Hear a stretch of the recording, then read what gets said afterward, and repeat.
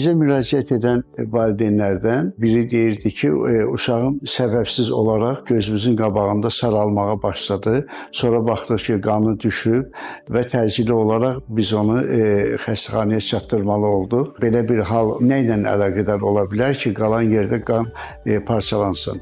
Valideynlərdən sorğu edəndə aydın olur ki, uşaq paxlalı aş yeyib. Paxlalı aş yeyəndən sonra qanın parçalanması baş verib. Deyirlər ki, bu mümkündürmü? Bəli, mümkündür. Bu xəstəlik irsiyyata bağlıdır.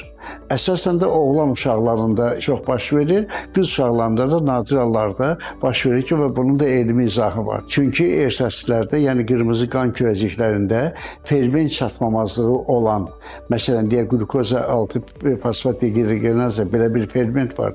Onun çatmamazlığı olduqda o zaman oksidant təsirli qidaların və yaxud da dərman maddələrinin təsirindən qanda parçalanma gedir. O zaman doğrudan da gözün qabağında xəstənin rəngi saralır, göz sklerası saralır, siriyə gedir qan kimi, dərin anemik simptomlar baş verir, halsızlıq, huşsuzluq, ondan sonra ürək döymənin artması və s. vaxtında yardım göstəriləndə tez yoluna düşə bilən, amma qaldıqda isə ağırlaşıb ölümlə səbəb olan bir vəziyyətdir. O zaman belə xəstələrə təcili yardım göstərmək, qan vurmaq, yuyucu, belə deyək, məhlulların damana yeridilməsi ilə yanaşı, ilk öncə isə analiz götürüb müayinə aparmaq lazımdır.